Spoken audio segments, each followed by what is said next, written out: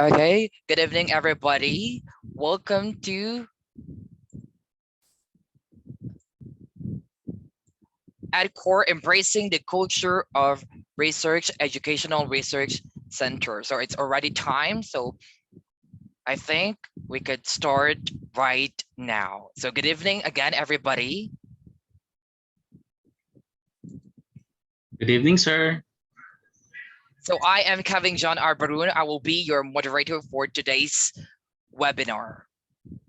So I want to get this opportunity also to talk about the goals of EdCore. By promoting the culture of research to all people, EdCore aims to contribute to improving the society through academic inquiries and in realizing that people conduct research for the ultimate goal of serving the Almighty through service to others. So in this webinars, we'll be able to learn more about research. Staying true to its mission to help researchers love and embrace the culture of research and responding to the challenge that education must continue despite the presence and threat of the COVID-19 pandemic. At Core Educational Research Center located in Santa Ana, Pampanga, Philippines, has launched two projects. Namely, first we have Project Sagip Mananaliksik for Everyone, and number two, Project Sagip Mananaliksik, or it is also known as One-on-One. And the details of the said projects are as follows. So let me first give a brief introduction about Project Sagip Mananaliksik, especially for those people who are recently joined this organization. So under the project Sagip Mananaliksik for Everyone, EdCore's research consultants who are composed of various research experts from different places here in the Philippines, from different parts of the country, are immersed in the conduct and teaching of research from various levels. That would be basic education and higher education institutions. As you can see, we have different participants. There are teachers, there are students, and are serving as a volunteer speakers, lecturers, moderators in a series of free webinars on quantitative and qualitative research, which are open for both students and teachers and professionals. This project is an acknowledgement of the fact that TAPED needs partners from the private sectors or private groups that share the same mission and aspiration for the Filipino learners to have quality, relevant, and accessible education even in the time of pandemic. The series of webinars under this project are in support and an augmentation to DAPED's different learning delivery modalities. The series of webinars are being delivered via online platforms with public and private school students and teachers audience coming from different parts of the countries. The webinars video recordings are also uploaded in EdCore's YouTube channel and Facebook page to accommodate to those audience who will not be able to attend the webinar. So if you were not able to watch the recent or previous videos, you can watch it actually on our EdCore's YouTube channel. Next one, we also have, okay, for the overall project coordinator for Project Mananaliksik for Everyone, we have Dr. Bernadette L. Lejarde. For the second one, which is Project Sagip Mananaliksik or One-on-One. Under this project, EdCore's research consultants and other research enthusiasts and benefactors are individually adapting one senior high school learner from EdCore's list of students beneficiaries, and from which the former are expected to assist the latter for free in their senior high school research journey, either via coaching or provision of financial aid to help them in their expenses related to research. As you can see, we also help students to this organization. EdCore has set requirements for students who would like to apply as a student beneficiaries under the said project. So if you know some students who are qualified for this, so you could inform them.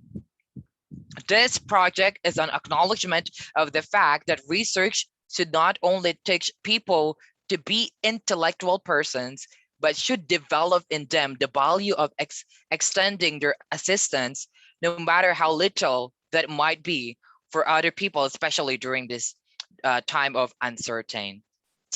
So the overall project coordinator for Project Mananaliksik One-on-One is Dr. Adrian Lawrence P. Carvajal. And of course, our head research consultant of EdCore, no other than Dr. Richard D. Sanchez. So let's give them all a virtual clap. Now, we also want to acknowledge these people. So the national consultants, the regional coordinators, we have provincial coordinators, we have division coordinators, city coordinators, and of course, our EdCore research consultants. So thank you very much for all your support in this organization. Thank you for believing in this organization's goal. Now,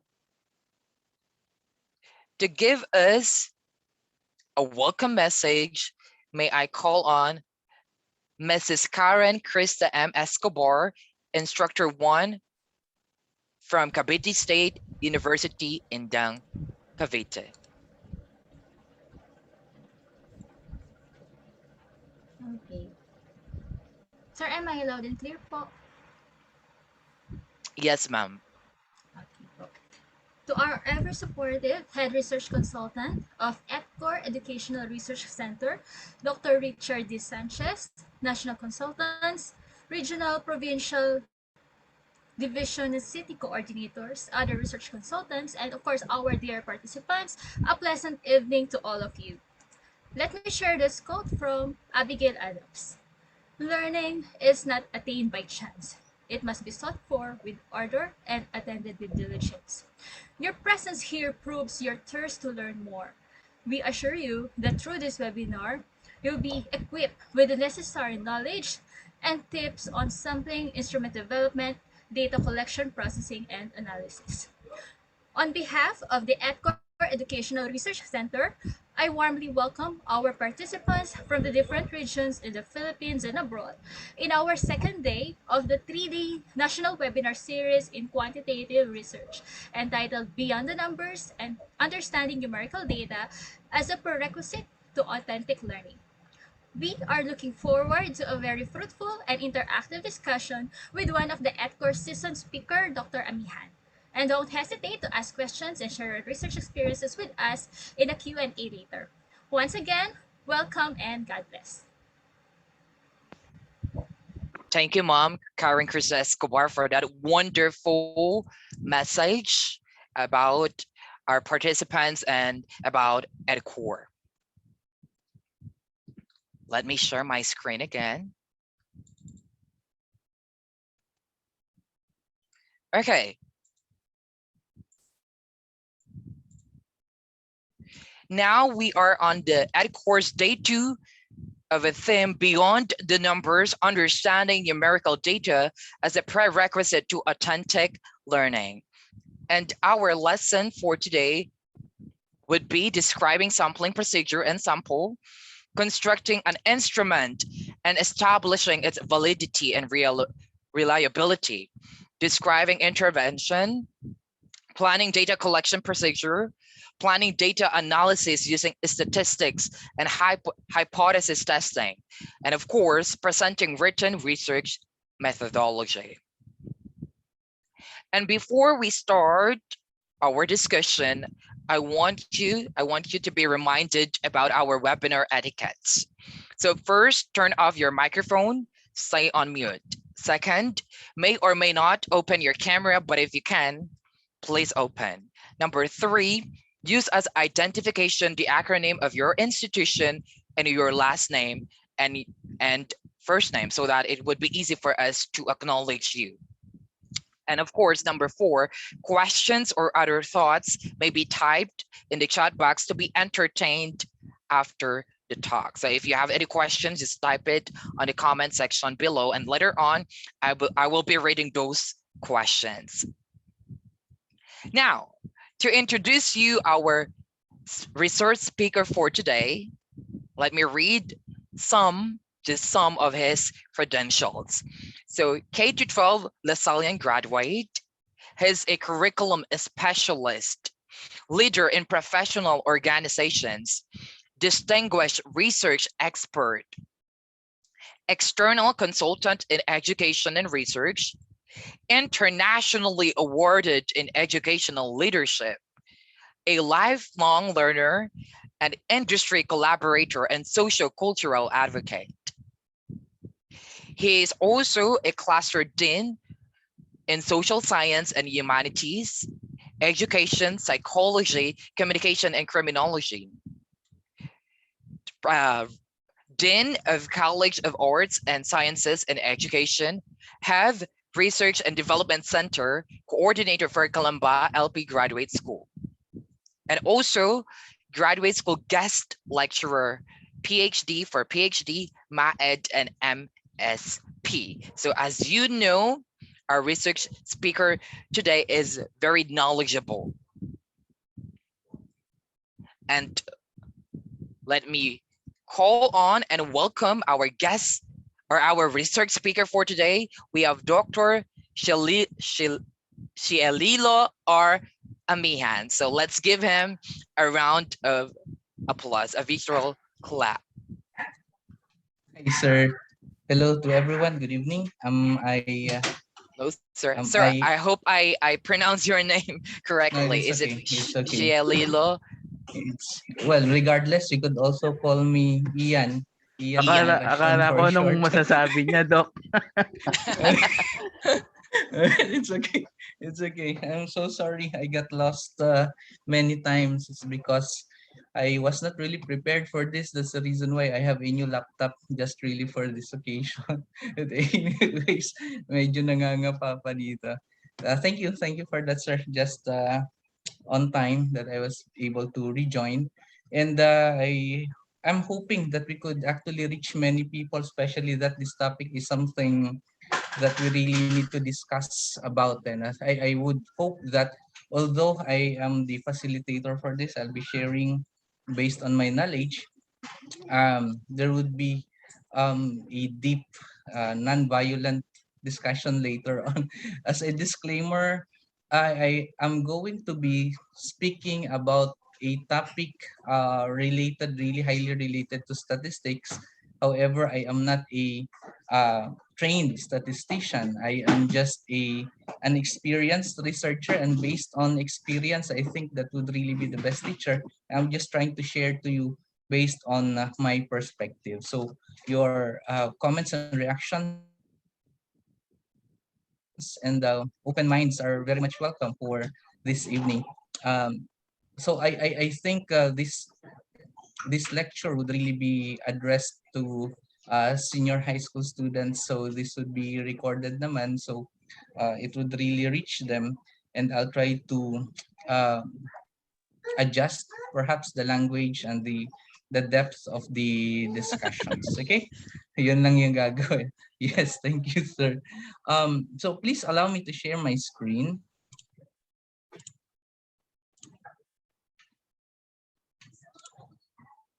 Okay. So this is beyond the numbers, understanding numerical data as a prerequisite to authentic learning. However, for this particular evening, I'll be discussing really about sampling and sample size. This is a widely controversial topic in research. Even up to now, it's still subject for debate, and I just hope that I could also trigger another interest from the colleagues here so that we could have an extensive discussion about this, including constructs and instrument, and establishing validity and reliability, and then how to plan for the data collection procedure, and then planning also for data analysis, of course using statistics and hypothesis testing, and how we should be writing the research methodology, considering a lot of things with regards to institutional standards and others. Okay. So I think everyone could really relate to this. As researchers, we are really suki of samples. Nakakamiss nga lang itong mga to. Wala na masyado. Virtual samples, medyo mahihirapan tayo ngayon. But of course, when you talk of samples, you would just have a taste of the product so that you could already have an idea whether bibili kayo o hindi. However, there would be essential questions, particularly in research. The question really would be how many is enough? Ilan ba ang sapat na? And how to select the given sample. Okay, so this really pertain to the number. Later on, it's another issue naman yung sampling. Okay, but this really is a very big deal, and this would really affect a research, especially that the 3-day seminar is really geared towards quantitative research, and quantitative research is pretty dependent on the statistical power of the results of the study, and it's really also dependent whether you have followed the rules for computation of the sample size, basically answering the question whether you have enough sample size and whether you should be using parametric or non-parametric or whatever, and it's somehow relatively connected to sampling technique. Okay. Now, when you talk of sample size, it's very common that we could hear Slovene. Okay. However, in many discussions in the social media and other platforms, really Slovene is very, very common and it's widely used. And even in defense, not just in the undergraduate studies, including in the MA and even in the PhD level, even in international conferences, we could hear the term Slovene. However, if we would really be true to research and try to really check the validity of the sources, whether these are credible or not, it could be deduced that Slovene does not really exist in so far as the Slovene's formula is concerned.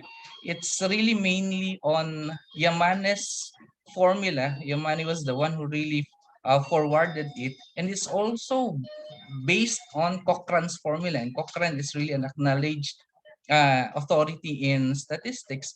However, one limitation of this so-called Slovene's formula is that it's only used for descriptive research, those studies that would only measure the level of readiness, or even if there would be many variables, but there won't be any connection among the variables, among and between the variables, pwede rin siya. And it's not applicable in a study if you would be using, say for example, t-test, correlation, ANOVA, and regression. Okay, I think this is pretty much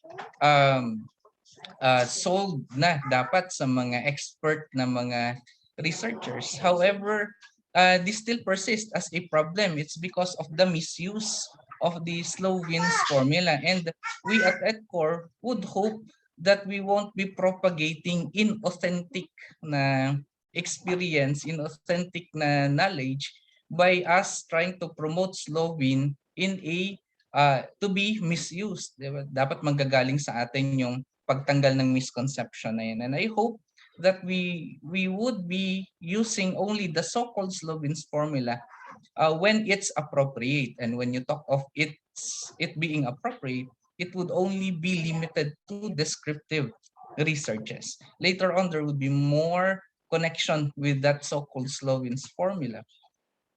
That so-called Slovene's formula would be N is equal to the big N, which is the total population, over 1 plus N multiplied by the square root of E. Hindi lang sila tugmaan na naka-capital letter, but it's the margin of error. And normally, the acceptable margin of error is 5. Yun yung dun tayo nasanay. And we're in, if you'll try to apply this, given that the total population is 5,000, the margin of error is 0.05, leading to 5% error. we would have a sample size of 371. So if you would have a research, a descriptive research, wherein you would be asking yourself how many is enough for me to have as a sample size in my descriptive research, given that the total population of the study is 5,000, then I would be required to have a minimum of 371 as a sample size for my study. Okay. Other alternatives would be, I've heard this many times. It's because medyo mainit yung dugo ko sa Slovene kapag ginagamit yung Slovene kahit na hindi siya descriptive research.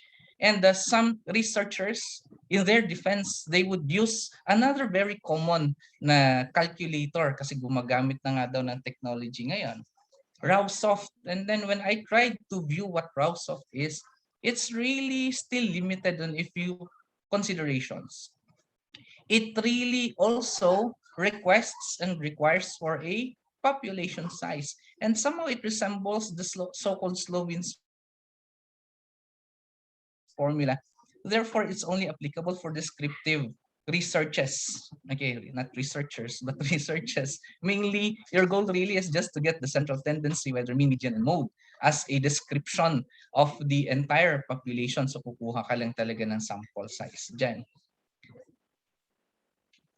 Imagine this, if you would be someone, and if the population data is a requirement in sampling, and imagine this, pupunta kayo ngayon sa LTO, kunwari sa LTO, hinihingan ng drug test and permitted yung face-to-face na transactions na. The drug test, hihingan kayo ngayon ng sample ng hair follicle. Of course, hindi naman lahat dapat ang ibibigay mo sa kanila. Sample lang, so that they could detect, whether you are drug positive or negative of the prohibited drugs. Imagine kapag aalamin pa ang total population before getting a sample size. So, aabutin kayo ng ilang taon doon. Magbibilangan kayo ng total hair mo so that they would ascertain how many ba ang enough as a sample size na kukuhaning hair follicle. Parang madaya yata, maswerte yung mga hindi katulad ko na hindi napapanot.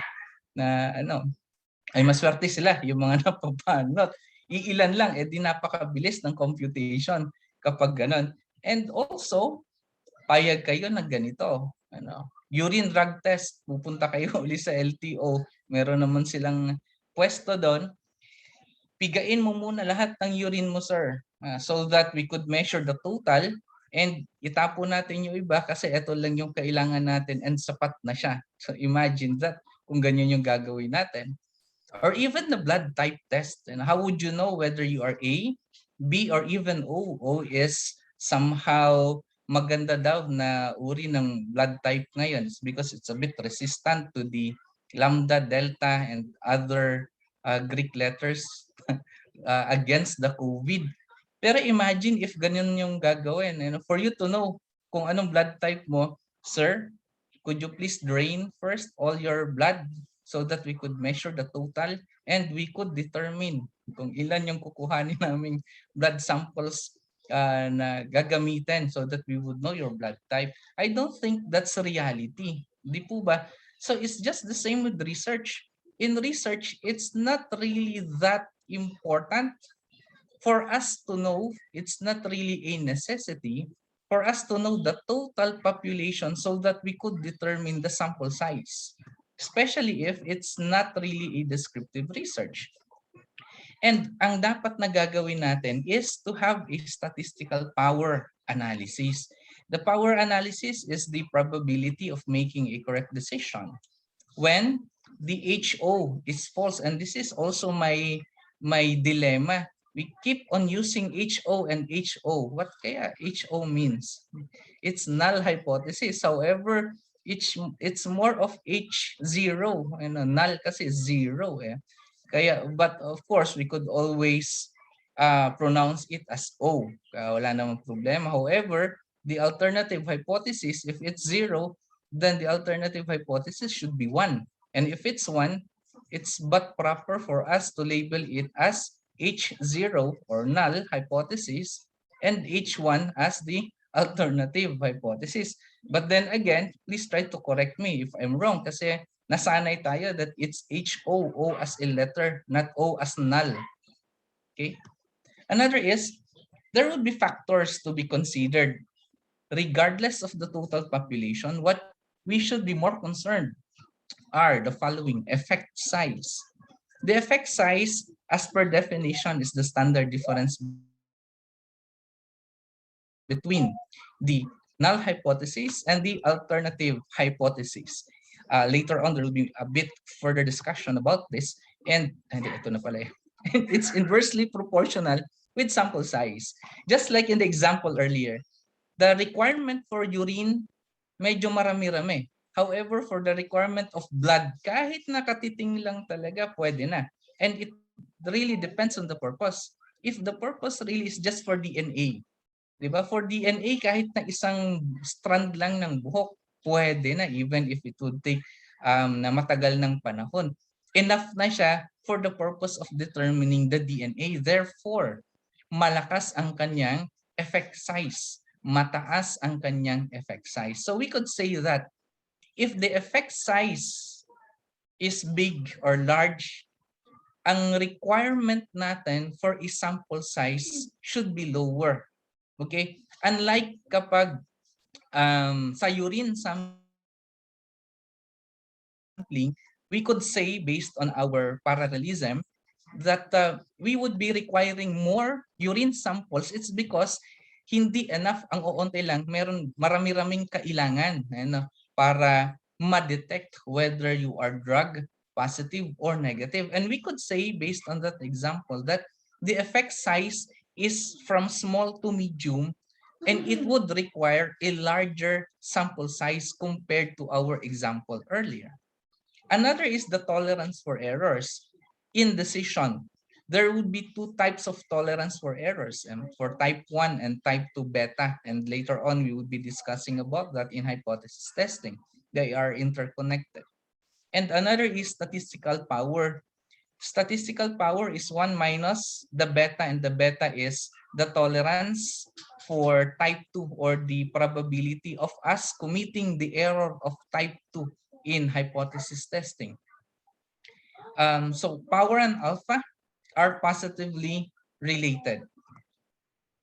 And also, one consideration, of course, would be the statistical test to be used. Kailangan rin nating malaman yan. Rather than, you could see in here, there is no question, there is no necessity for us to determine the total population so that we would be able to determine our sample size. Now, one common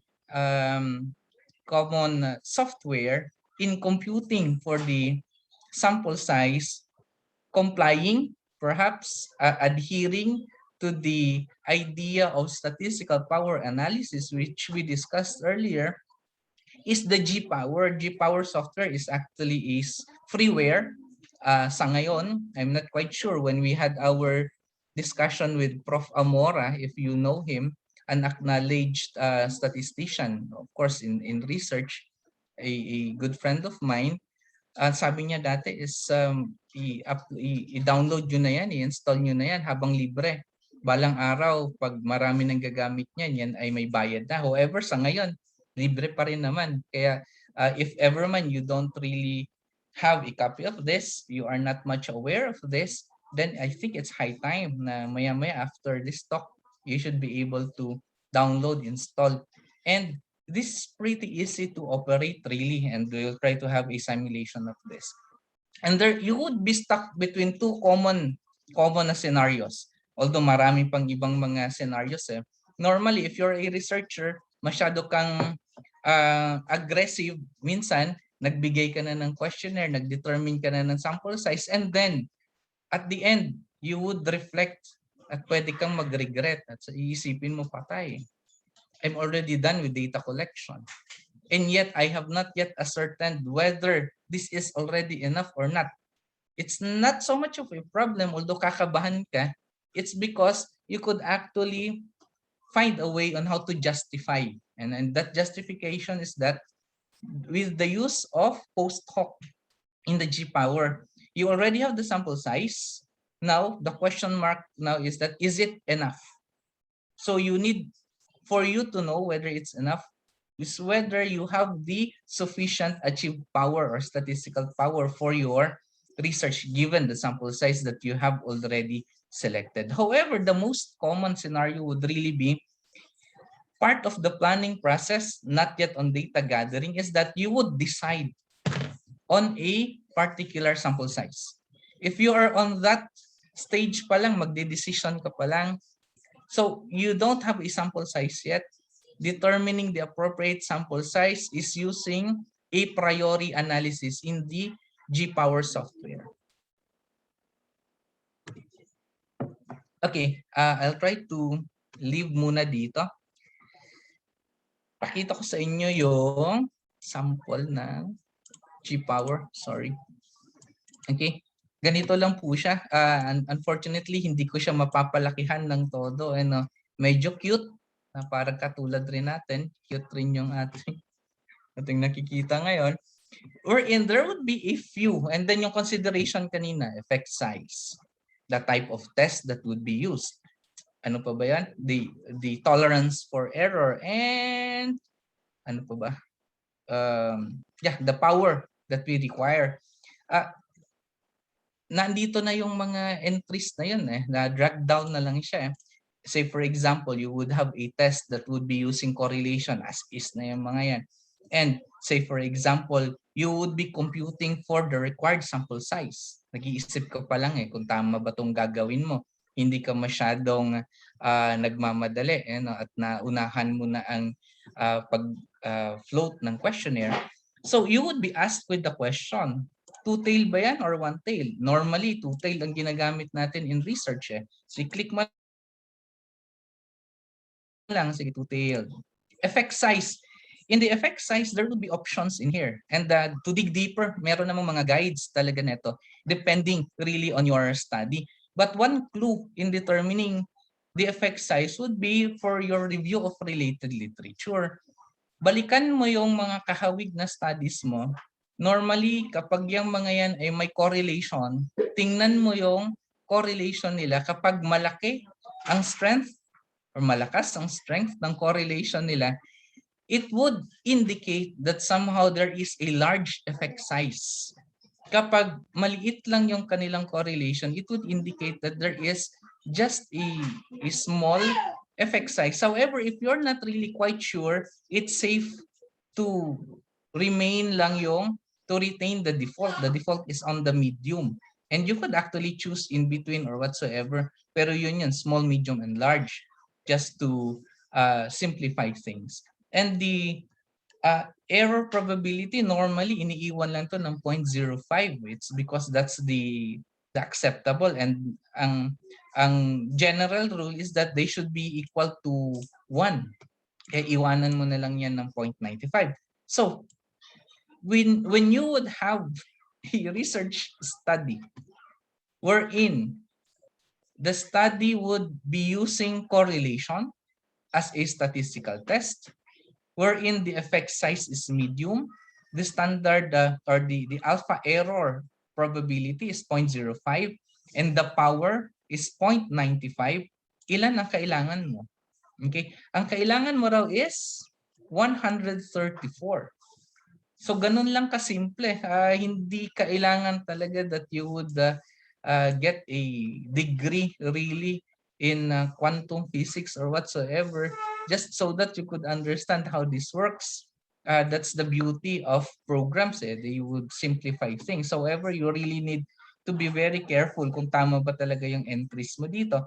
And by this, it's just simply saying that with just 134 as a sample size, it's already enough for your study.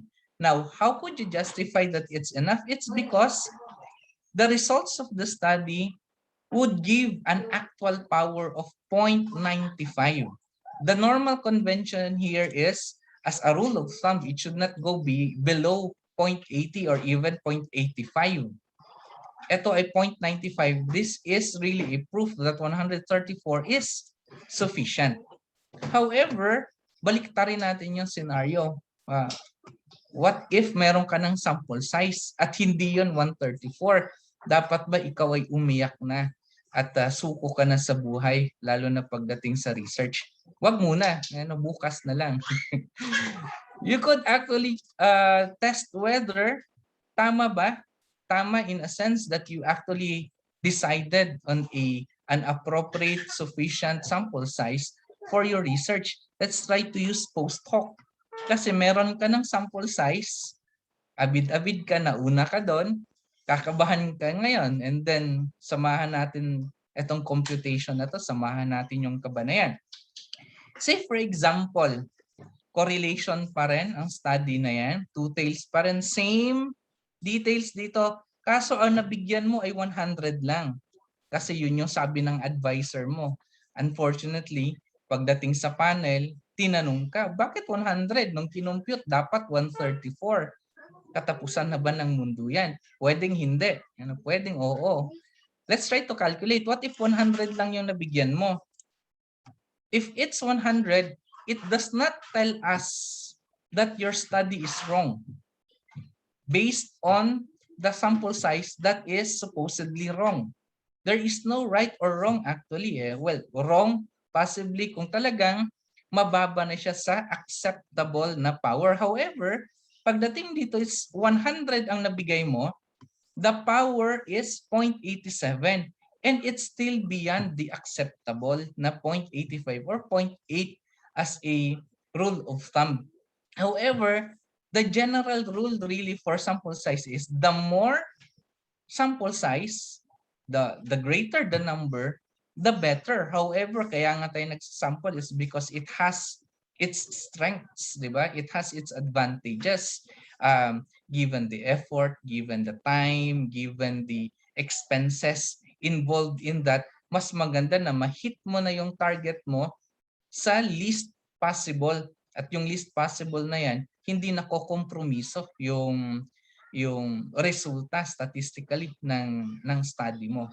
Okay? So, ibig sabihin, the issue for sample size is not either black or white. Na kapag sinabing 100 at bumaba ng isa, pagtatawanan ka na ng panel dahil paano yan? Nagkulang ng isa. Balik. Balik sa field. Dahil kinapos ka ng isa. It should not be that way. It's pretty ang tawag doon, negotiable in a sense. However, mas maganda kung mas marami. Yun lang yung sa atin. Okay? So let me try to go back again to the slides. Next is how to fine-tune your instrument. Okay? Research is just like an orchestra or a band na kailangan talaga nasa tono lahat. And in this case, gitara ang pinag-uusapan natin. But in research, since this is a quantitative research na talk, ito yung konteksto natin, normally what we use is that a questionnaire, a survey questionnaire. So allow me to limit lang muna doon kasi yun lang naman yung hinanda ko rin. Huwag na kayong magtanong sa iba. This is the most common that we normally require our students when we would be when the students would be undertaking quantitative research. And there are many steps depending on literature, but this is how I was trained and briefed on how to construct an instrument. First, of course, variable, and variables only exist in quantitative research. However, there are also literature that would say even in quali, but the main definition of a variable is that it is a measurement of a construct already. So it talks about measurement. You're trying to quantify things that would exist in reality and even in your mind. Kasi nga, kailangan empirical ang research, di ba? So you try to define a variable. And when you try to define a variable, you need to rely on theory so that you could identify the measures for it / the indicators that would somehow reflect the variable. Then you try to construct items based on those mentioned indicators. And since this is in context of quantitative research is theory testing research. So it should have a basis, hindi yung ito lang yung gusto kong ilagay kasi ito yung gusto kong indicators. It should have a basis, whether it's a conceptual framework or a theoretical framework or whatever framework that is, it should have a basis kasi yun yung magiging sandalan natin paggawa ng ating instrument. And after you construct the items, you subject them to phase and content validity. These are the initial phases pa lang of the validity testing. Non-statistical, although later on meron tayong procedure and that would involve statistical analysis for reliability and validity testing. And then you try to decide on the scale to use, whether you would be using semantic differential and others. We would have another discussion on that. How many would be the scale from 1, 2, 3, 4, 5, 6, 7, 8. And then lahat na ng numbers that you could imagine of, yun ba yung gusto mo or what? And then you try it out. Hindi naman niya na-achieve lahat ng perfecto. However, a caution would be, there is really a rigid process in trying to arrive at a test that we could really say standardized test. However, lagay natin sa konteksto lagi lahat. If we are conducting a research, especially in the point of view of senior high school students and even for undergraduate students, their research may not really be for the purpose of developing an instrument, but they are developing an instrument to serve a particular purpose in a research. So instrumento rin lang yung kanilang research instrument. Baka naman we would be very too demanding of them. It's because yun yung turo sa atin ng PhD. Pero ang konteksto nun is, there are researches, thesis and dissertations wherein the output is really the development of a test, a psychological test or an instrument, or even testing the validity and reliability of an existing test na. Yun yung end nila. However, in our case, tone down natin konti. And perhaps hindi na masyadong demanding with regards to those things. However, dapat dadaan pa rin siya sa sistema ng reliability and validity testing, of course, for quality checking. And of course, we understand na they are important elements really for a study, especially for an instrument, reliability and validity. And there are some simple ways on trying to check that. After trying out on a few subjects, you could see their faces, kumunot, matagal nag-isip, and so on. Based on those feedback, then dapat lang i-revise mo na kung anong dapat na i-revise. You write, rewrite, and then you try again for another tryout, and this time you would really be gathering the data so that you could determine the reliability and validity estimates for that. And then, depending on the results, revise when necessary, and then you are now ready to administer the instruments. So these are just generic flow of trying to develop an instrument, and certain institutions may require some extra steps. Walang problema naman dyan. It's just a matter of convention and institutional policies. However, when you talk about the scales, we are pretty fixated on Likert na scales. However, meron naman pwedeng gamitin. Pwedeng dichotomous, pwedeng ratings, and normally the ratings we associate it with Likert scale or Likert type na scale. And we also have semantic differential, which is not really fully utilized, pero may magandang aspeto ang semantic differential na limitation ng Likert scale types. When you talk of dichotomous, it's either black and white. Yan na. Kung ang tanong is pogi ba, either pogi o hindi. Kung ang tanong is satisfied ba, either satisfied or not satisfied. So dalawa lang talaga. However, sa totoong buhay, hindi naman ganon, di ba? Kung ang tanong ay pagmamahal, hindi lang naman mahal o hindi mahal. Meron namang sobrang mahal, sobrang lumalagablab, meron namang konting pagmamahal lang. So there is really actually a degree to things. And when there would be many scales, it has more accuracy compared to limiting only to 2 options or more than 2. Pero the more options, the more scales, the more accurate. Ganun yung lalabas.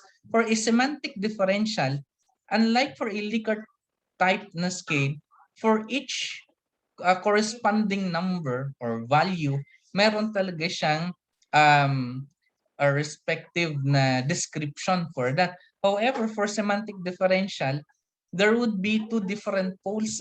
Pwedeng yung dissatisfied and then satisfied, pero they would be the ones to decide saan banda dyan. Ano? So meron pa ring elemento ng gradation ng degree of satisfaction or dissatisfaction. However, hindi talaga siya katulad ng ordinal or even nominal na selection of forced responses. Since Likert scale is common, let's try to have more discussion on this. Hindi lahat dapat ay gagawa ng Likert scales. At kung balak mo gumawa ng isang questionnaire utilizing a Likert scale, you should use short and simple opinionated statements. It should not contain many ideas. Hindi pwedeng tanong is, gaano ka kadalas mag-toothbrush at maligo? Kung always ang ilalagay, what if hindi ka nagtututbrush pero lagi kang naliligo? Di average mo na lang. So ilalagay mo dyan sometimes. So it should just be containing one idea. And avoid factual statements, and opinionated lang dapat. And which opinions would greatly vary. Huwag magtanong na alam na, very biased na towards a particular answer.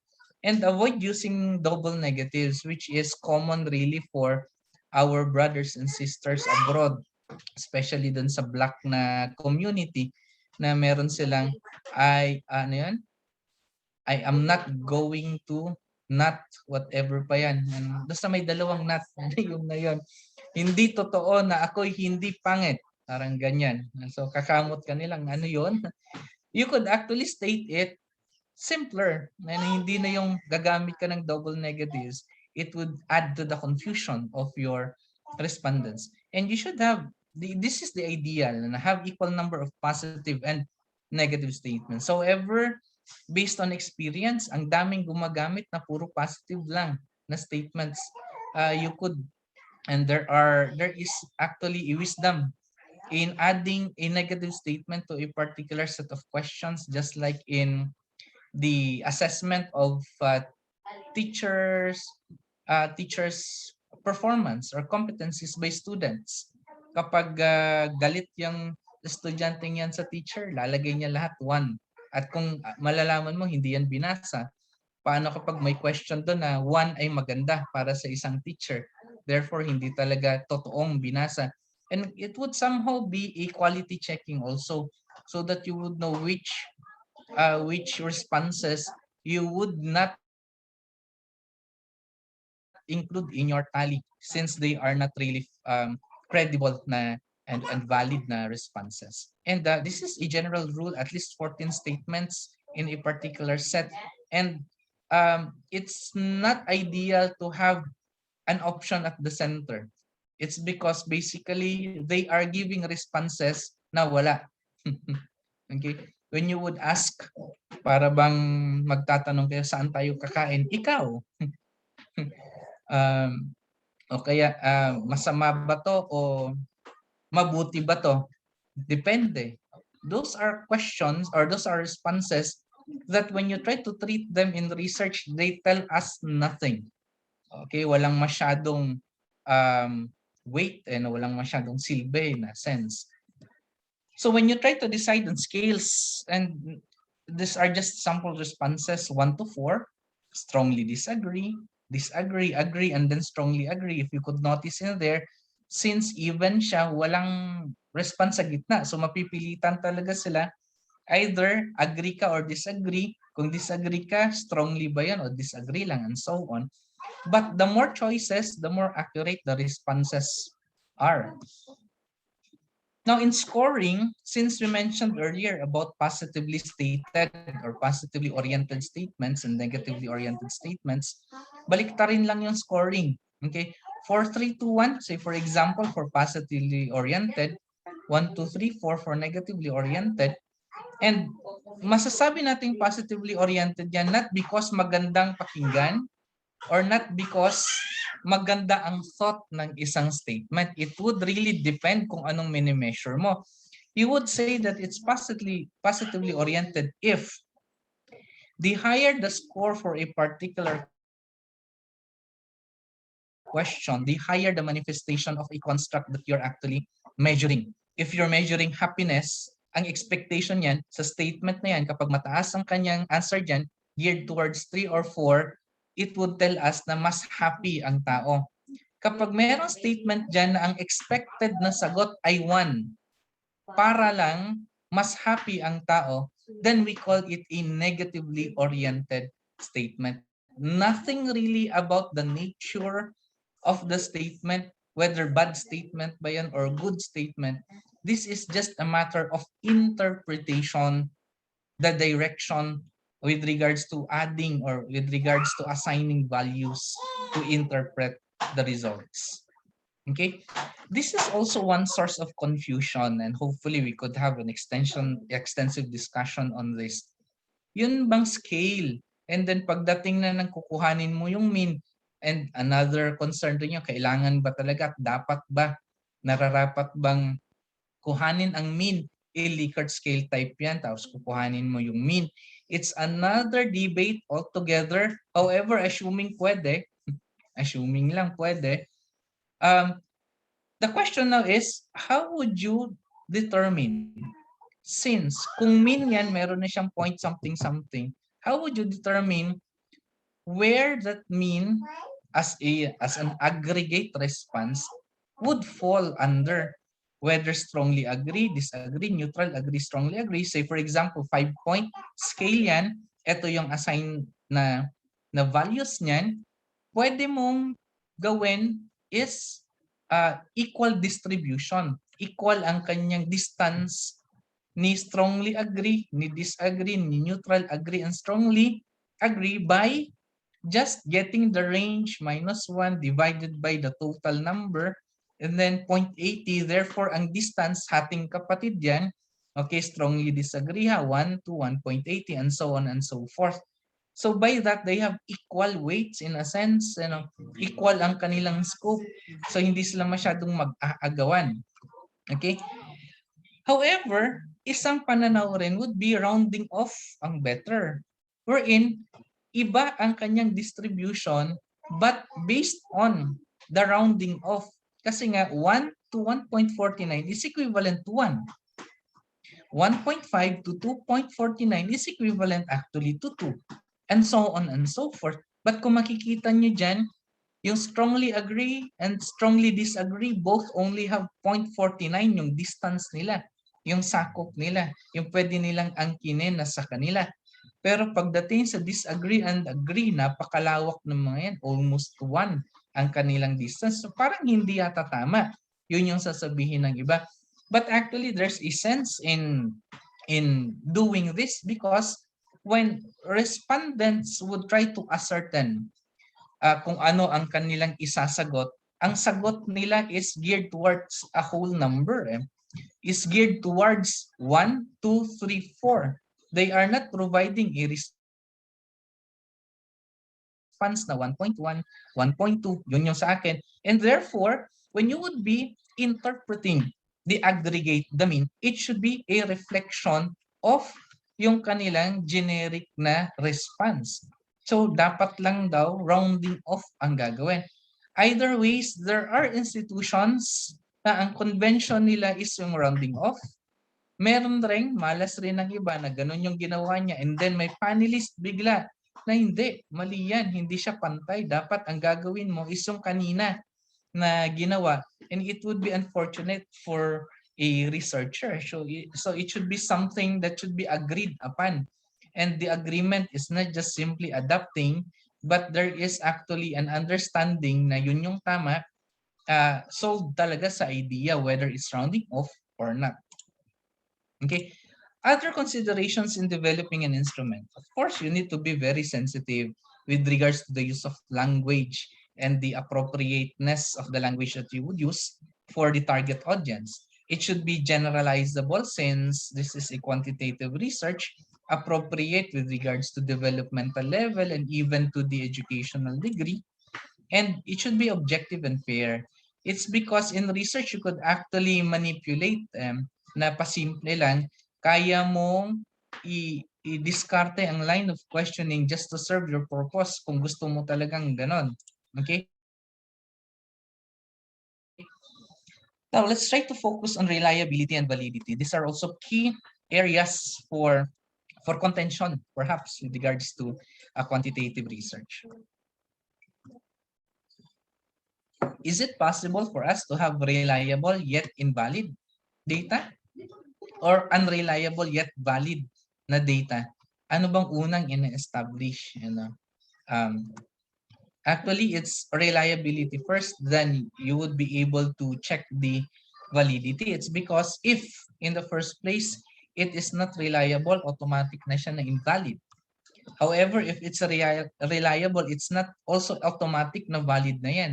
Then you would have to test whether it's valid or not. Okay? When you talk of validity, the normal validity na yun yung una dapat na daanan would be the face validity.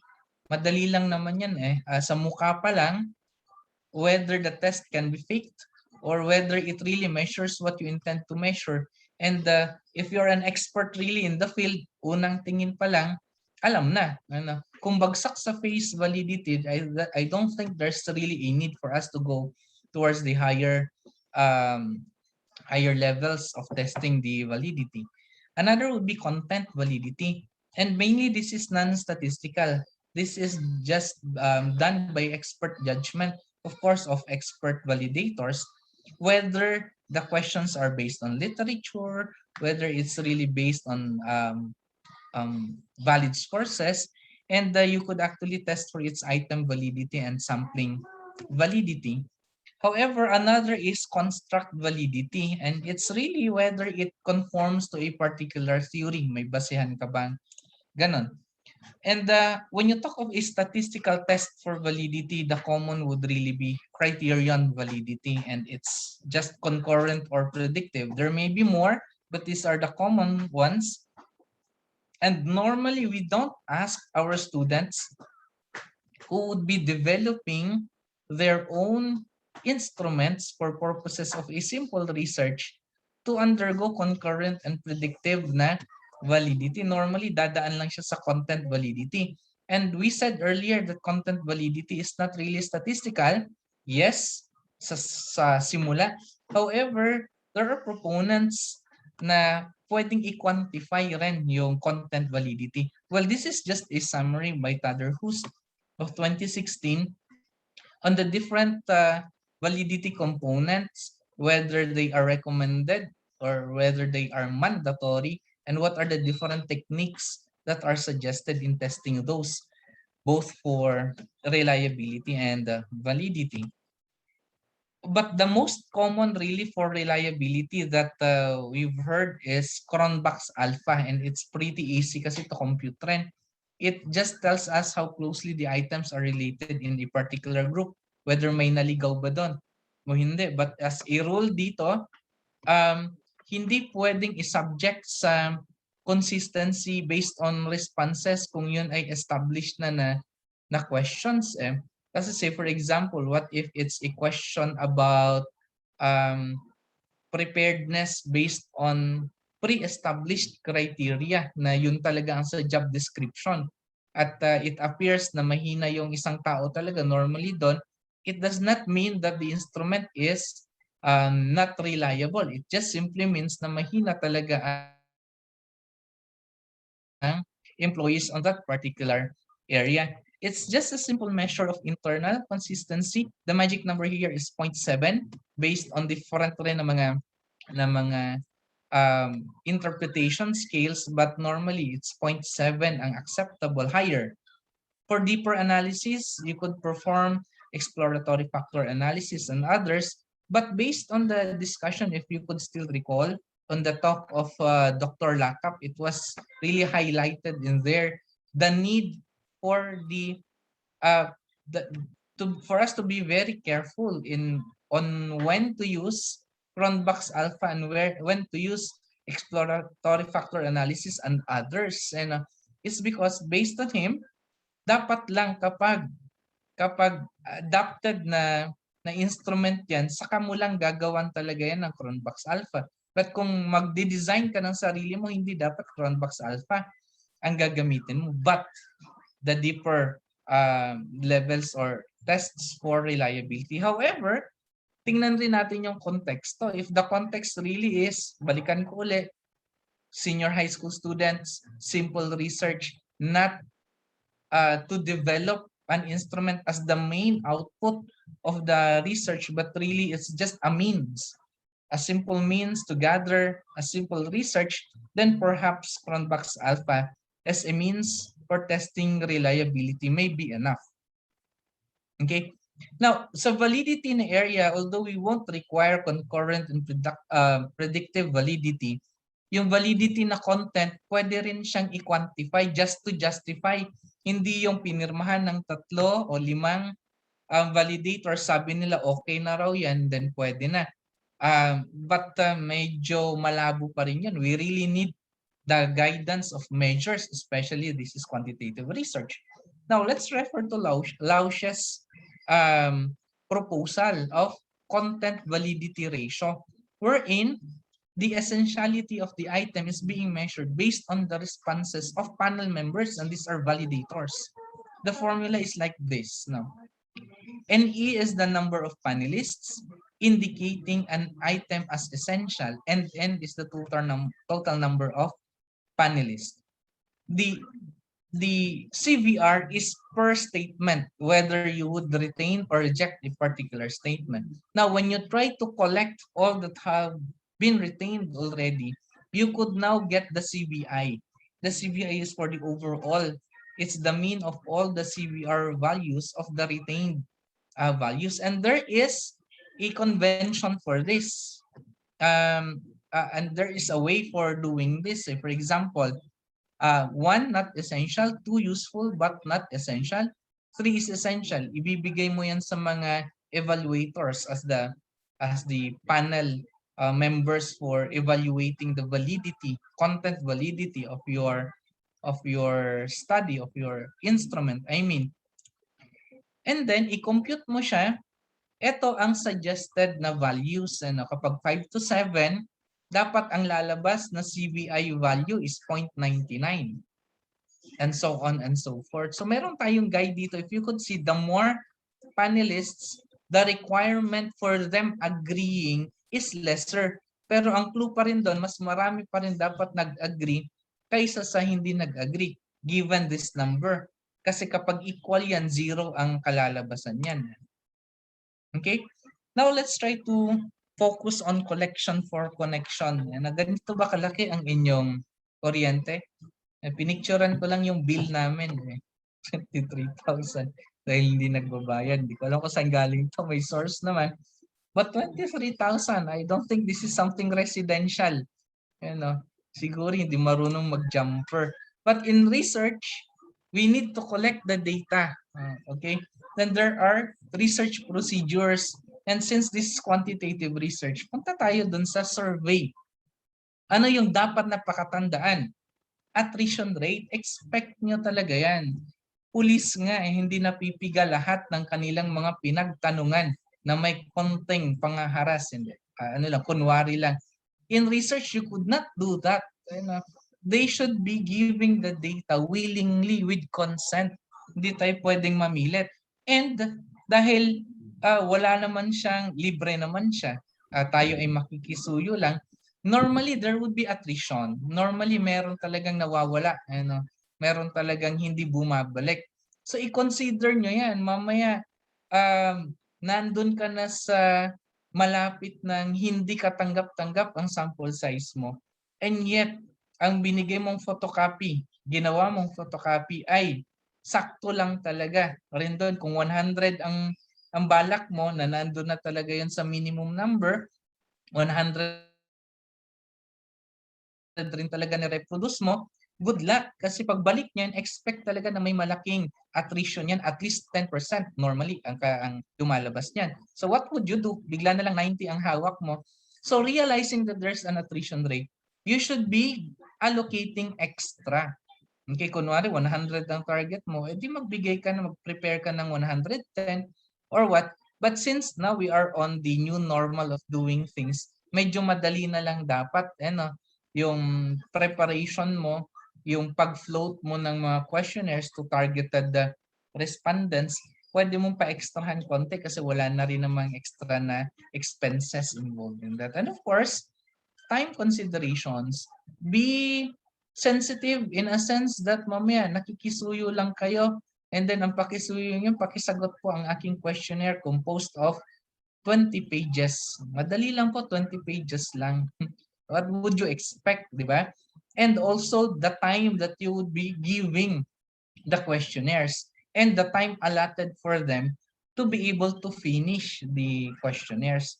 And the administration, especially on the online platform, how would you be able to ascertain na yung mga pinagbigyan mo nga talaga are the valid na mga respondents?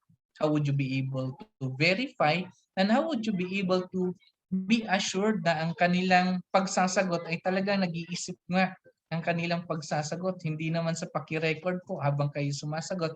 I don't think you could do that. So really, you should think of ways on how to administer it better so that you could yield, you could gather really reliable or credible na data. And of course, there would be certain pre-requirements regarding communication, especially the cover letter, which is really addressed to the persons providing the information. The cover letter should include yung informed consent nila.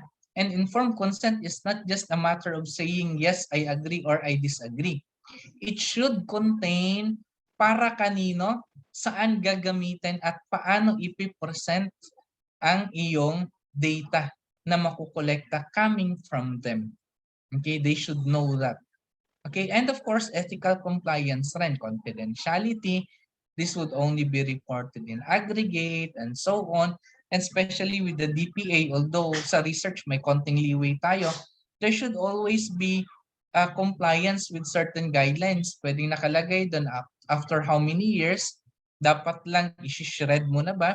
How would you be able to dispose the data without violating yung risk for the data to be exposed na sa ibang tao.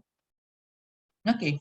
Now, beyond reasonable doubt, and since tayo dito ay mga kaedad ko, except sa iba na hindi, siguro naman naabutan nyo tong no doubt na to. Pero wala siyang masyadong kinalaman sa pag-uusapan natin. Ito talaga may kinalaman sa pag-uusapan natin. Innocent until proven guilty. Kasi in quantitative research, we really need to gather data and we would be relying on statistics. Statistics would tell us whether beyond reasonable doubt, pwede na ba nating sabihin guilty yan o hindi guilty. Okay?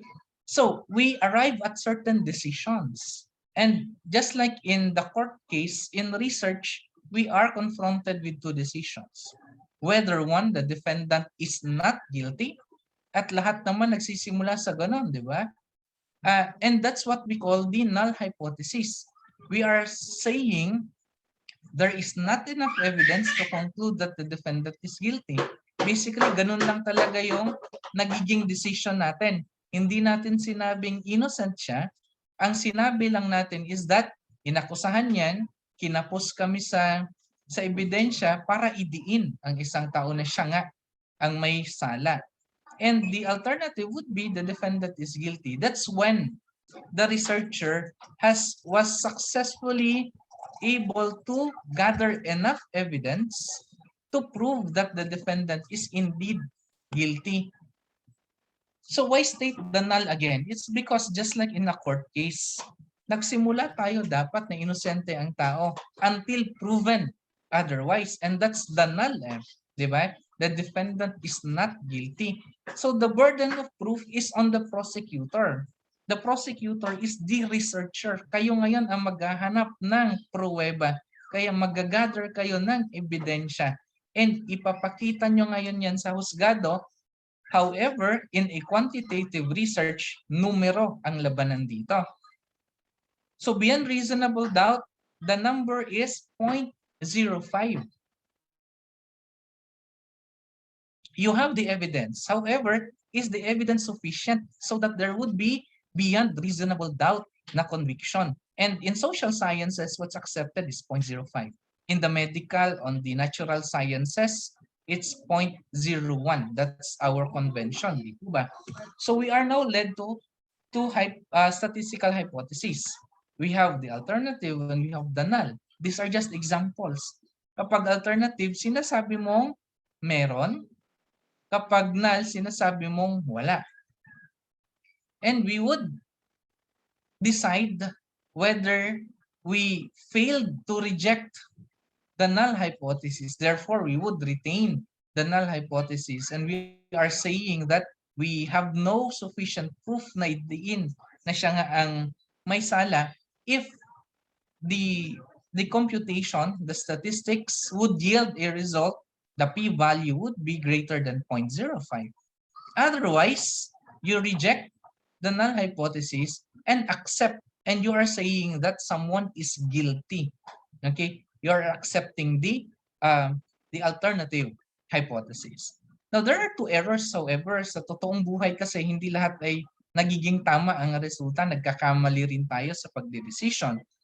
Yung type 1 is, what if totoo ang null hypothesis ni-reject mo? It's just the same with convicting an innocent person, it's a type 1 error. Okay? And when you accept a false null hypothesis, it's like acquitting a guilty person, and it's a type 2 error. Okay.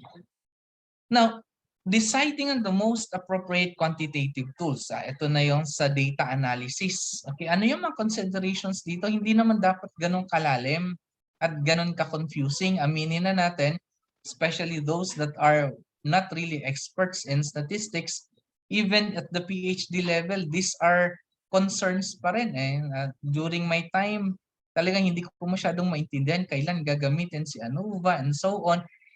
It's because of the way they are being presented and taught as if nosebleed. And actually, hindi naman kailangan dapat ganon ka-technical ang ating pagpapaintindi. If ang purpose talaga natin is maintindihan, then we need to do away with the jargon na unnecessary. Simple lang naman, ano ang level of measurement ng data na meron ka, ilang variables ang meron, and then you'll try to prepare for the analysis, and then you'll try to ascertain whether parametric yan or non-parametric. In level of measurement, ito lang naman yung basis mo, whether you have nominal data, ordinal data, ratio or interval data. Regardless, in statistics, pwede mo siyang i-consider sa dalawa lang. Meron ka bang descriptive or discrete, variable, or meron ka bang continuous variable? If it's a discrete variable, countable yon. It could only take whole values. If it's continuous, hindi siya countable, it could take on any value. And these are more significant questions or categories with regards to level of measurement of the data that you have.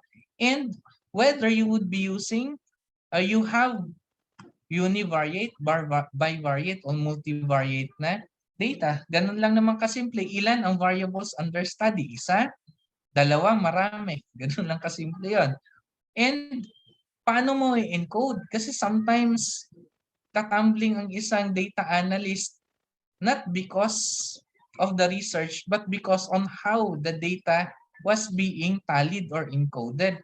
Na ang pagtatali ay katulad sa old school na election na meron pang tara-tara talaga. Ilan ang sumagot ng very good? Ilan ang sumagot? Nagkakamali tayo kapag ganyan. Hindi siya matitreat ng SPSS. it should not be collective or aggregate. It should be through a spreadsheet, considering na hindi mean at hindi descriptive lang ang study natin. Based with column labels corresponding to questionnaire entries. I-transform mo yung mga categorical data into codes. And then, for you to know kung anong gagamitin, di alamin mo anong level of measurement of data meron ka. Kung nominal yan versus nominal, ibabangga mo yung dalawa. Sa association na tanong, chi-square ang gagamitin and it's in a parametric test. Kapag meron kang interval versus interval, however non-parametric, edi Spearman rho. Kapag parametric naman yan, gumamit ka ng Pearson R. These are just the common. Of course, there are more specific tests. Pero with regards to determining, hindi ganun ka-complicated naman dapat.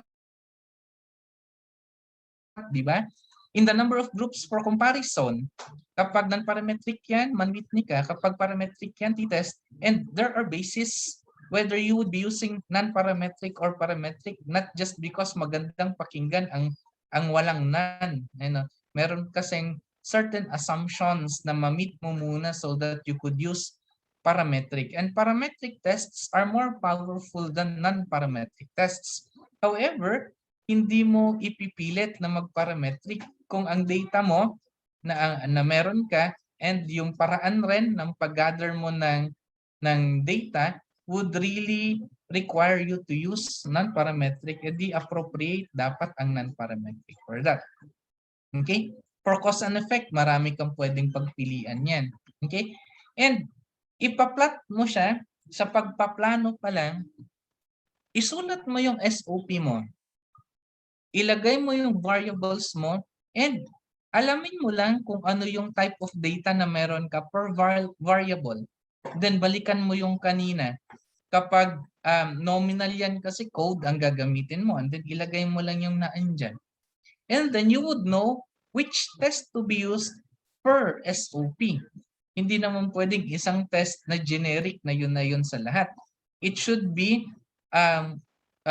in response to treating a data to a particular statement of the problem. So ganun yung pagpaplano at very simplistic to. If you are an advisor, if you're a teacher, someone trying to see whether tama ba ang plano insofar as data analysis is concerned, pwede i-plot lang nila ng ganito dahil dito mo makikita ay parang may mali.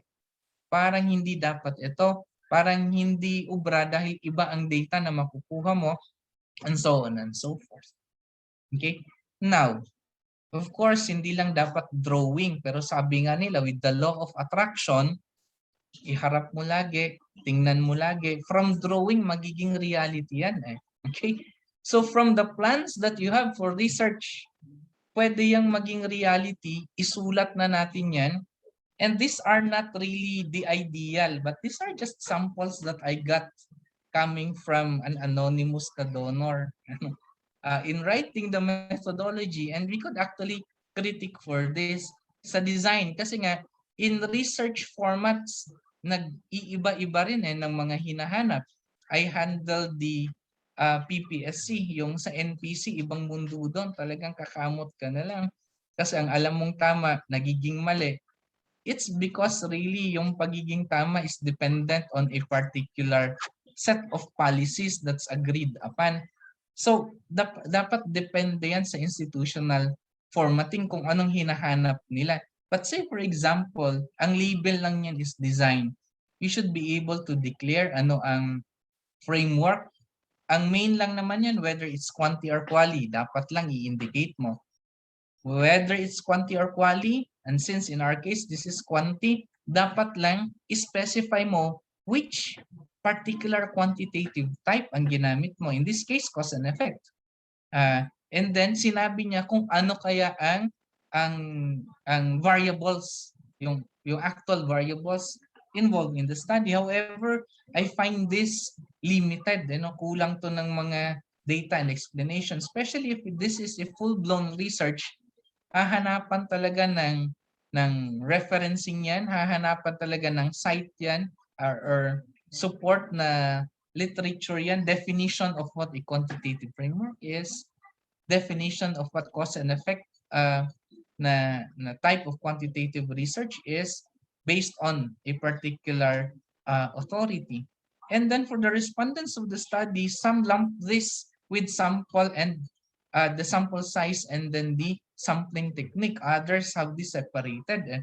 But say for example, ganito, dapat lang spell out mo ilan.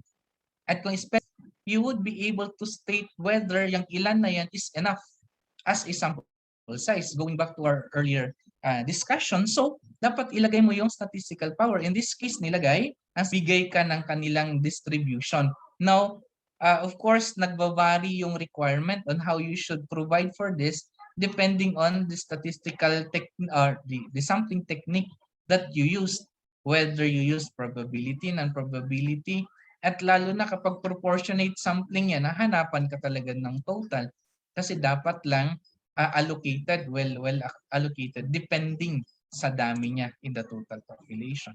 And in the data gathering procedure, others have this as data collection method. State mo lang kung ano yung ginamit, specific parts of the paper or of the instrument, and how many questions and how is it being scored and interpreted. Dapat lang, ganun. However, ito kulang pa rin to kasi wala siyang masyadong details with regards to, and may reliability, yes, but with regards to responses, even with regards to number of minutes that this would be that is required for this to be answered, and paano rin siya i-distribute, dapat indicated yan in the data gathering procedure. And the data analysis, it should be per statement of the problem. However, meron rin kapag ang isang statistical analysis would answer many SOPs, then pwedeng spell out na rin naman dito. In this case, ginamit what version of the SPSS. It would have been better kung may nakalagay talaga dito ng identifier so that we could really check. But there are institutions with quality checking naman with regards to the use of a licensed statistical package, even in grammar, and even in the anti-plagiarism na checking. Meron na rin namang quality checking na ganyan. And I would always encourage that there would be ethical consideration as part of the paper, even in the plan pa lang. Kasi nga, it would tell us of the intention really to avoid committing ethical violations. It's because sa start pa lang, naghanap ka na ng paraan para maiwasan yung mga bagay. Okay? So, thank you. Thank you very much. I think I missed many points, but given the time constraints, siguro, I think that would be more than enough. And we are now open for your comments, suggestions, or whatsoever. So let me turn over the floor now to our host. Thank you and good evening to everyone. Thank you, sir. So if you have questions po, just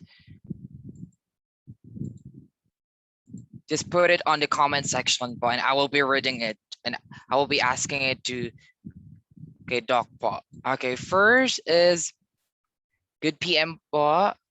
Dr. Amihan, ask ko lang po, why most of the survey design researches use weighted mean to describe quantitative data measured by Likert scale. Likert scale is ordinal in nature. Median is the best measure for central tendency. Number 2, before using any parametric test, do we need to establish the normality of data and homogeneity of variance as assumption test? Sir, medyo choppy. Hindi. Okay. Thank you for that. Thank you for that. Nagiging choppy kasi kapag mainit na yung mga tanong. Pero these are very common concerns, and these are legit concerns kasi ideally, bakit nga naman? Bakit mo kukuhanin ang mean in the first place if you would be using Likert scale type?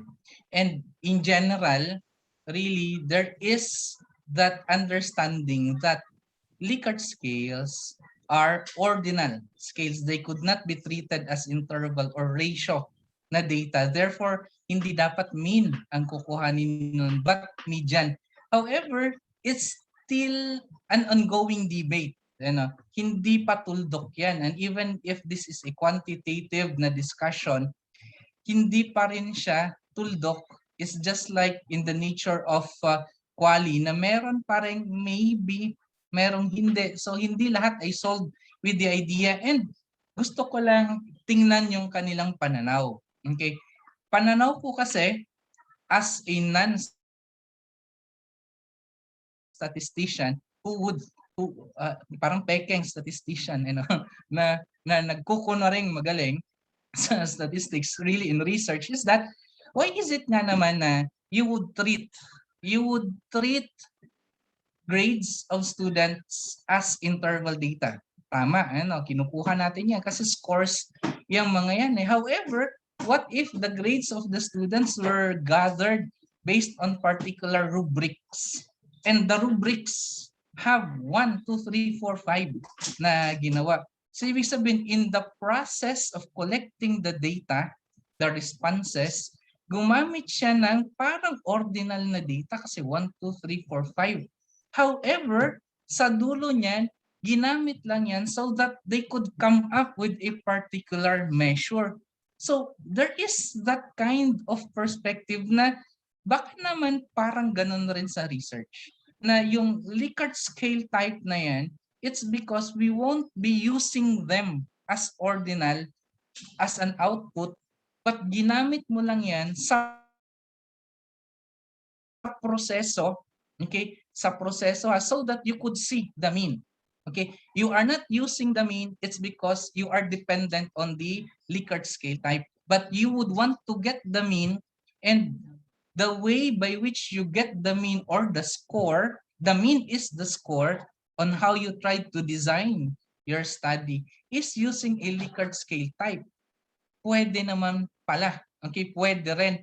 And there are actually authorities who would argue for it. Who would say na actually pwede yan.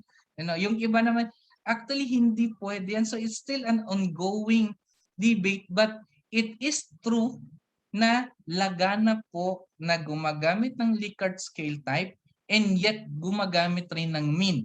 Okay? However, we could not simply say na dahil maraming gumagamit yan, tama na yan. But that's a good point for discussion. Whatever would be your decision, I just hope that the students won't be torn between the argument of the panel members and the experts. I think what should be discussed would be the institution should gather all the points and they should decide once and for all ano ba ang perspective na i-adapt nila. Okay? Just so that yun na yung perspective na gagamitin nila to say na mali ito at tama ito. Kasi sa totoong buhay, merong punto po na ginamit ang mean not because it is an end result, but mean talaga it's because yun yung gusto kong data na makukuha para lang makaproceed ako sa another level of analysis. Another point is with regards dun sa parametric and non-parametric. Yes, you really need to establish the normality, and it's not just that one na consideration. Marami kang i-consider. Hindi porket normal na ang distribution, tapos na yan. Marami pang ibang mga assumptions na kailangan mong masatisfy, but that is one key na aspect na dapat lang check muna yan. And there are simple na mga statistics, may feature naman yan sa SPS, as madidetect mo yung mga bagay na yun. It really also depends on the type of test that you would be using. In general, as a rule of thumb, in general, kapag yan ay less than 30, automatic non-parametric yan. Kasi the lesser the sample size, the less likely that you would have a normally distributed na population. The more ang makukuha mong sample size, the more likely that you would have a normal population. However, likely yung mga yon, di ba? Blind pa rin tayo, malamang sa malamang. Pero kung gusto mo talagang ma-ascertain, then I think it's best really for you to be able to compute for it and justify for you to be able to use a particular parametric test over a non-parametric test. Many statisticians who are concerned, who are mindful and aware of those kinds of things would choose the safer na daan, you know. They would always go for non-parametric na agad tayo para wala nang hihinging maraming tanong sa atin. Pwede naman siya. However, mas maganda ang parametric test versus non-parametric test with regards to the statistical authority, especially kapag meron kayong hawig na study with another research and yet ang ginamit nila parametric, ikaw ginamit mo is non-parametric, and if there would be contradiction between the two, then it would somehow say na mas kapanipaniwala, mas may value ang sa kanila kasi they have more statistical authority by virtue of the parametric test that they used. Sir? Okay po. Thank you so much, sir, for that Sir? wonderful explanation. Yes, boss. Who would like to ask po? It's Ma'am G. Go on po. Okay, good evening po, sir. Thank you for a very informative discussion of the topic today. I just want to have some clarification or some points to po. Let's say, if you want to adapt an instrument na gusto mong i-tailor fit sa study mo, of course, you do some editing. How many respondents do we need po to test the reliability of that adapted instrument? Well, as a general rule po, it should not be below 30. However, there are some institutions, uulitin ko po, depende rin yun sa convention. Kasi in one school that I was invited to be a panel, katanggap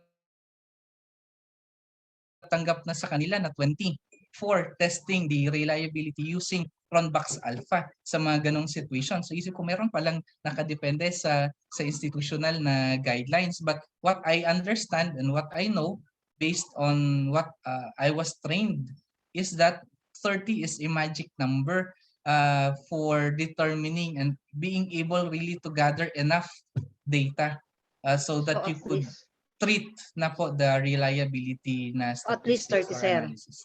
Sir, Yes may po, literature na nagsusupport that at least 30 is ano na, pwede? I think so, but I could not provide you with one. What I could say, however, since I told you kanina, based on training, my main trainer really based on my studies is Dr. Ibe. Dr. Ibe is an acknowledged statistician, si Doc Milagros Ibe.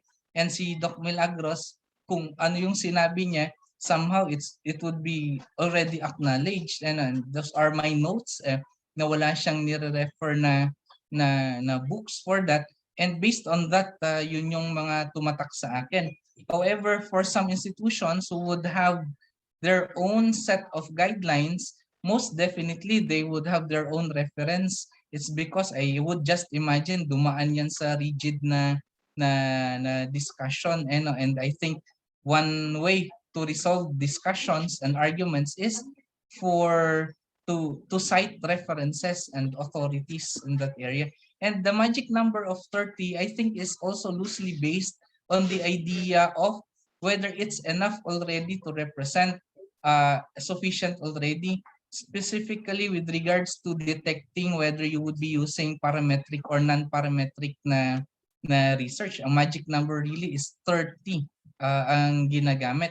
And the more the better. Yun lagi yan. Just like in the idea of sample size, although meron kang masiset pa rin na sample size, kapag sumobra ka ng 5 dyan, it does not make your sample size wrong. And it just makes it better. So as if you would set a minimum, I would always recommend to my advisees na go beyond the minimum so that less question and better data that you would have. Thank you, sir. Follow up. Sir, yes, ma'am. Let's say naman po, researcher-made instrument. You're going to develop your own. How many po yung minimum na, for example, at kailangan po ba itong magdaan sa pilot testing? Is it necessary? Yeah, I think, ma'am, in what I presented earlier, everything should go through the pilot testing. The pilot testing would have different phases eh. Kung makikita niyo doon kanina, meron lang unang testing not really to gather statistical data so that you could prove its reliability and validity, but more of to see whether kumunot ba yung noon nila in trying to answer, whether meron bang hindi naintindihan, and those are not statistical, ma'am. So pwede mong ibigay muna yan sa lilimang katao, even 3 people, depending sa kung anong available, and of course, assuming na sila yung profile ng respondents na actually na pagbibigyan mo. And that's one phase ng pag quality check.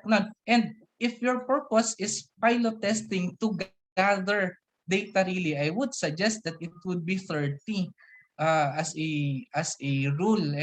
Yung iba nagsiset ng lower dyan, but I think 30 is a pretty comfortable number, especially so that you would be treating the data. However, let's try to go back to the original or to the lecture of Sir Lakap, which I really I agree na if you are really strict to when you would be using Cronbach's alpha to test reliability, if you would be creating your own instrument, mali yun, inappropriate yan. Dapat iba ang ginawa mo. However, I always emphasize in my talk earlier, try to tone natin sa level sa researchers na meron tayo. I would always say na if it's a simple research for purposes lang of really trying to determine whether pwede na ba ang questionnaire na yan or not, and the questionnaire is not the end in itself, it's just a means to gather the data, versus a research in a higher level wherein the questionnaire is really the meat of your paper, then definitely you need to undergo higher level of statistical analysis to establish reliability and validity. So therefore, if permitted ng institutions, I would submit na pwede kahit na gumawa ng sariling instrument ang isang bata, pwede nating isubject yan sa isang simpleng reliability testing using Cronbach's alpha. Thank you so much po. Thank you, ma'am. Okay po, sir. Sir, another from Sir Alvin Insorio. Good day, Dr. Amihan. On the perspective of positivism, there's one and only one accepted truth for one phenomenon. A statistician and mathematician follow positivist perspective. Mean is for numerical data only. MAEd can be used for ordinal and numerical data. I think this is the time to correct the misconception and malpractice in statistical use in research. I think we need to educate the new generation on the proper use of statistics.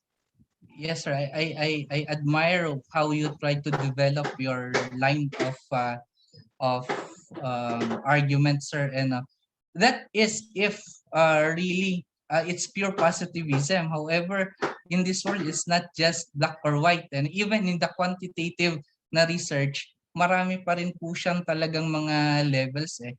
And everything naman is subject really to debate kasi may points. What I'm trying to say is that we could not totally dismiss one. It's because meron siyang point rin eh. Meron rin siyang pwede in a sense. And it's still an ongoing debate. So it may be too brutal to say na mali yan, totally mali na yan.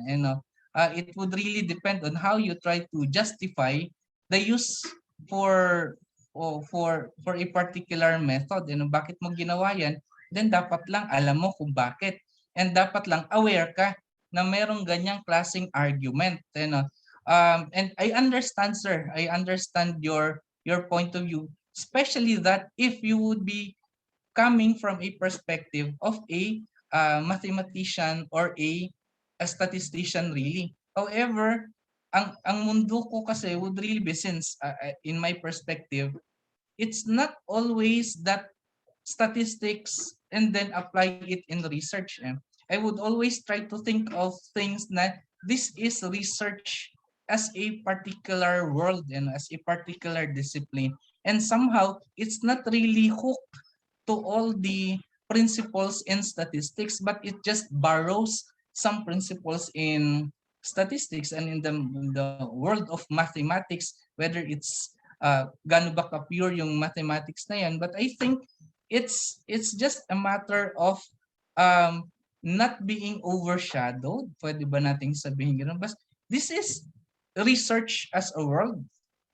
And we try to utilize statistics for it, but it's not under a branch of statistics, and then research would be underneath it. Therefore, it should not be subjected to all the principles of mathematics and of that pure science. Although that's just my opinion, kasi I would always say that this is research, and although it borrows from other fields, unique rin ang research kasi hindi talaga siya absolute na meron ng conventions.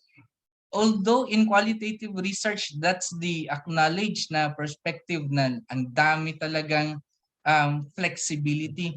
And when you talk of quanti, dapat lang ganyan ka. As a general rule, ganyan. Pero even in quantitative research, meron pa rin po siyang mga different perspectives in quantitative research. At least that's how I perceive of it. Thank you so much, sir. Last na po, sir. If we don't have questions pa po, ang sabi po ni Sir Bayani, I think we can also use mode to Likert scales using weighted mean, double kill po. Ginamitan na ng mean, nag-weighted mean pa. I think we can use mean po sa Likert if we consider a series of statements as one category. Okay, yeah, I think that's it. Pero I would always want to look at the general na view of things. Say for example, you would want to in the classroom, you would want to measure the performance of one person. The performance of one person, kung ano man yung i-declare mo, it would be treated as a score.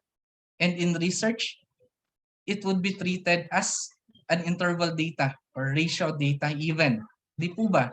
And however, it may not be a question on how teachers were able to arrive at that kind of rating. What if they were able to arrive at that kind of rating using katulad ng Likert scale, using a particular rubric, na ang rubric na yun may 1, 2, 3, 4, 5 and so on, at meron siyang category, at dahil ganyan 95 ang ilalagay ko dyan, dahil ganyan 91 ang ilalagay ko. However, we try to disregard those things is because we are not really concerned on how they were able to arrive, but we are only concerned at the score. And the score is 91, 95, at kung ilalagay natin yun in research, nawala na yung proseso kung paano siya ginawa, ang tiningnan na lang natin is yung data na scores. Yung scores na yan are actually based on the computation of the teacher utilizing ordinal. Kunwari, ganyan ang nangyari. And yet, we now attribute that particular score as an interval/ratio na data. Di po ba? So, ibig sabihin, may ganyang mga pagkakataon na nangyayari. It's because iba-iba ang pamamaraan for us to be able to come up with a particular measure or score. Kasi actual scores are actually interval or ratio na data. So being guided by that by that line of thinking, it is possible pala na we could actually treat a particular Likert type of data as something rin na in the end, iti-treat rin natin siya as mean. There's a possibility pala na ganyan, depending on ano ba talagang intention natin, purpose natin of our research.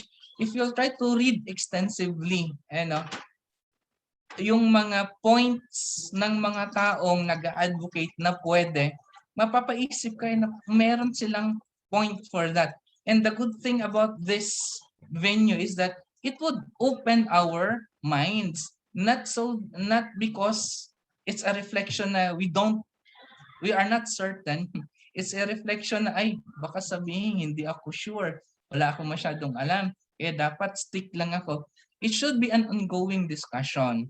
Knowing that meron pa rin nagpo-propagate ng ganon at meron ring sense eh. At I would encourage everyone to contribute to those kinds of discussions. If you really think na ganon, na hindi, then you try to engage.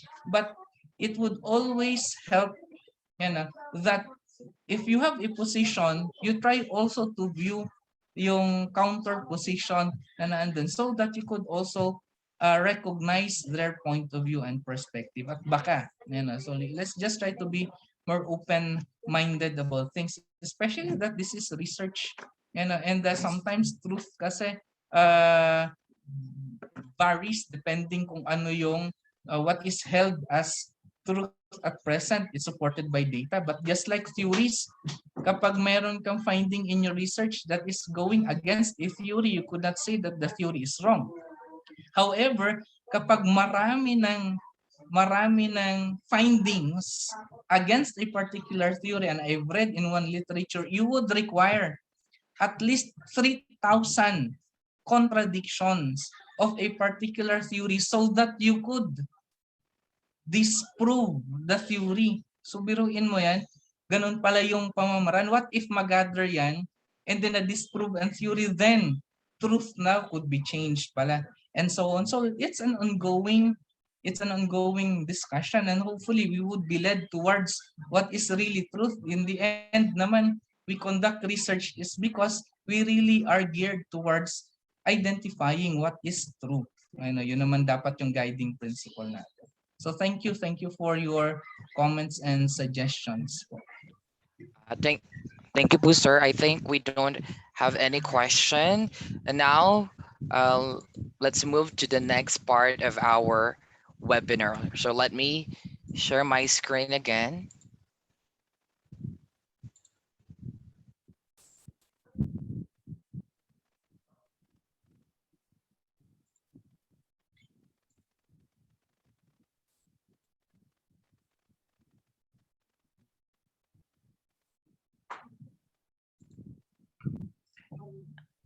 Okay, and for the certificate of recognition, let me read the content to Dr.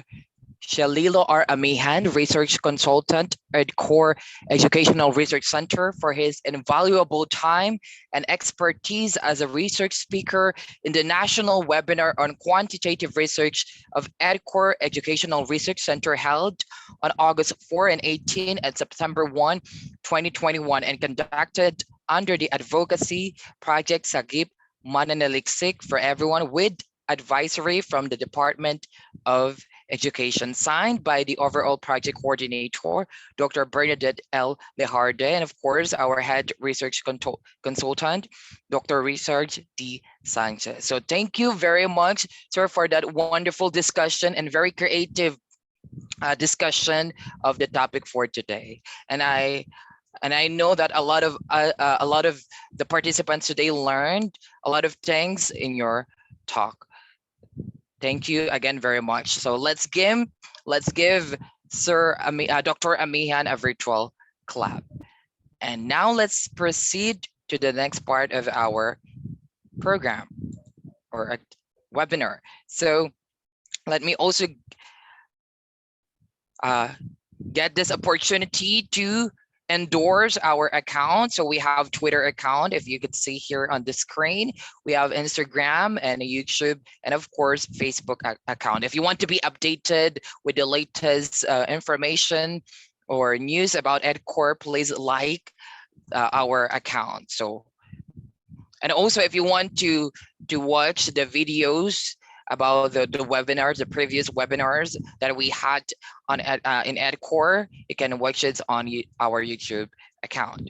And of course, we have international awards for outstanding educators and researchers. If you want to apply po, just kan nyo lang po yung page natin sa EdCore. May DepEd advisory po ito for your professional growth then as well.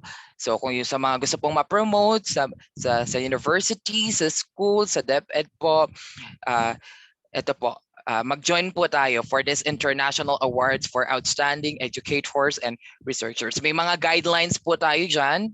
Makikita po nyo sa Facebook page po natin if you are qualified for these awards. And of course, we also have t-shirts po. Kung gusto nyo pong bumili, ito po yung contact number.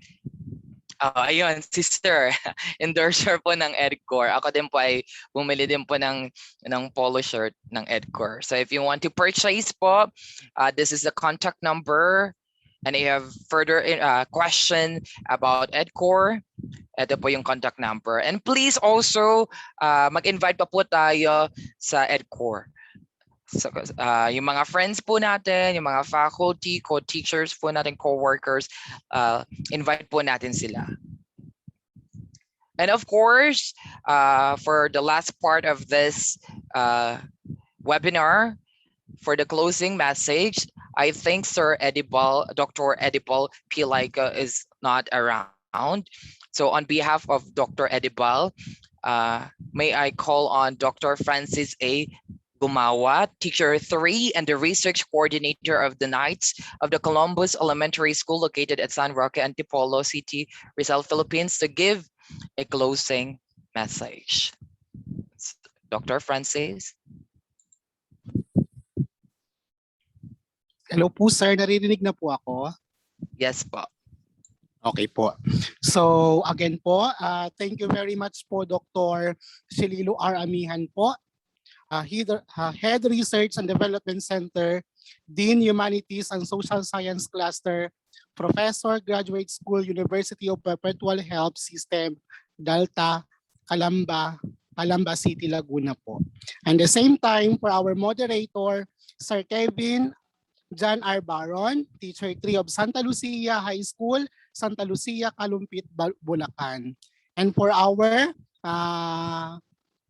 another member po, Ma'am Karen Krista and Escobar. Thank you very much po, Ma'am, for leading this activity po this evening po.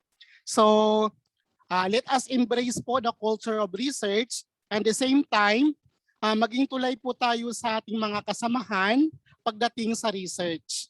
Buong puso po tayo na tumulong sa kanila na walang hinihintay po na kapalit. Because at the end of the day, we are accountable to our Almighty Lord po. So that's all for today. Thank you very much po. Pleasant afternoon po. And the same time, ingat po tayo lahat. Thank you po. Again, thank you very much for all our participants. So may mga susunod pa po tayong mga webinars. Please invite po again our co-workers, mga kilala po natin so that they could be able to know more about research, the importance of research. Especially ang research po ngayon talagang part na po sa school not like before. Ngayon talagang for professional growth, kahit para for professional growth, especially sa DepEd, kung gusto niyo po talagang umangat for promotion, mahalaga na po talaga ngayon ang research, especially in the university. So please do invite po sa mga kakilala po natin. And thank you very much po sa lahat ng participants. And sa mga mag-o-oath taking po, please stand by po at later after this webinar po, mag-o-oath taking po tayo.